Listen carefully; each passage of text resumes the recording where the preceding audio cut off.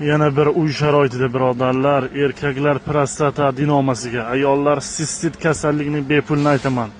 Quloq soling va do'stlaringizga jo'natib qo'ying. Uy sharoitida temir tikan giyohi birodarlar, erkaklar prostata beziga, ayollar sistitiga juda yaxshi yordam beradi.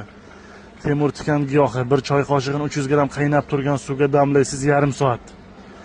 Tayyor bo'lgandan keyin 150 gram ertalab, 150 gram kechqurun ichiladi. Erkaklik quvvatini oshiradi. Prostata adenomasiga yaxshi. Peshobdan keyin achishlar, tomchilash bo'ladimi, peshob tomchilash bo'ladimi? Peshob yo'ldagi yallig'lanishlar, shamollashlarning barchasini oladi.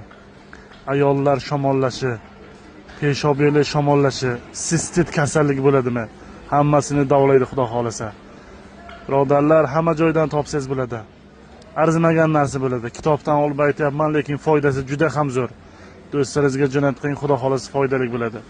Temir tikan giyohi erkaklar prostata adenomasiga, ayollar sistit kasalligiga yaxshi yordam beradi.